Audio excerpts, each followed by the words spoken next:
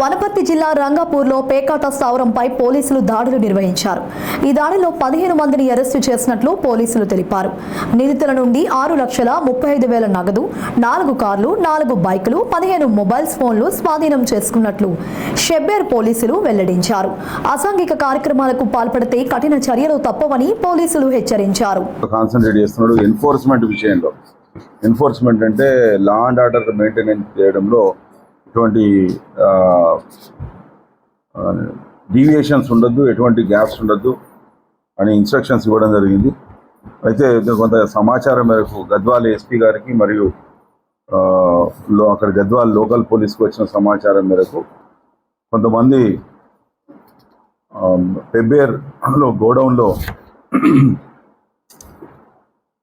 పేకాట ఆడుతున్నారు, huge amount ఉంది అని చెప్పి సమాచారం వచ్చింది. దాని మీద సంయుక్తంగా మేము సిసిఎస్ ఇన్స్పెక్టర్ రవిపాల్ మరియు పెబ్బేర్ ఎస్ఐ వాళ్ళ టీమ్స్ అంతా కలిపి రెడీ చేయడం జరిగింది. ఈ మొత్తం ఎంటైర్ ప్రాసెస్ను మన డిఎస్పి గారు వెంకటేశ్వరరావు గారు, తర్వాత కొత్తకోట ఇన్స్పెక్టర్ రాంబాబు గారు మానిటర్ చేయడం జరిగింది. రెడీ చేస్తే ఈ రైడ్లో 15 మంది వ్యక్తులు దొరికారు. వీరి దగ్గర సెర్చ్ చేస్తే 6,35,600 రూపాయల నగదు, తర్వాత వీళ్ళు ఈ ఆటకు వాడి వినియోగించిన 4 కార్లు, 4 బైకులు, 15 మొబైల్ ఫోన్లు అన్నీ సీజ్ చేయడం జరిగింది. అంతా వీడియోగ్రఫీ చేయడం జరిగింది. చేసి కోర్టుకు ప్రొడ్యూస్ చేయడం జరుగుతుంది. ఇందులో ఈ 15 మందిలో గద్వాల వాళ్ళు 11 మంది ఉన్నారు, రాయచూరుకు చెందిన వాళ్ళు 2 ఉన్నారు, పెబ్బేరుకు చెందిన వాళ్ళు 2 ఉన్నారు. అంతేకాకుండా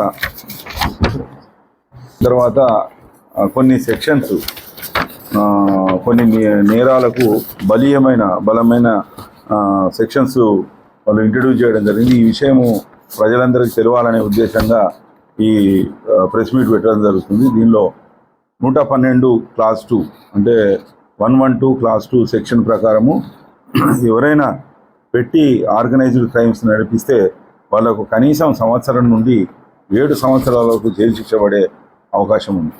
గతంలో బిఎన్ఎస్ రాకముందు ఎట్లుండే అంటే చట్టము 7 సంవత్సరాల వరకు అని ఉండేది. కానీ ఇప్పుడు వచ్చిన చట్టంలో బిఎన్ఎస్లో కనీసం శిక్ష ఇంత ఉండాలని ప్రిస్క్రైబ్ చేశారు.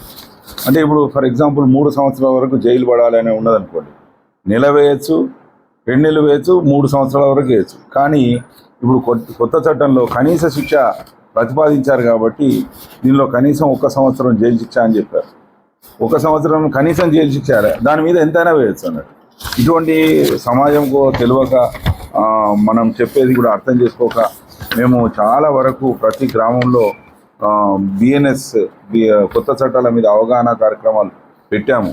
అయినా కానీ కొంతమందిలో మార్పు లేకుండా మళ్ళీ ఈ పేకాట ఆడడం కానీ, తర్వాత ఇతరత్ర నేరాలకు, దొంగతనాలకు కానీ, చైన్ స్నాచింగ్ కానీ చేయడం ఇటువంటి చేస్తూ ఉన్నారు.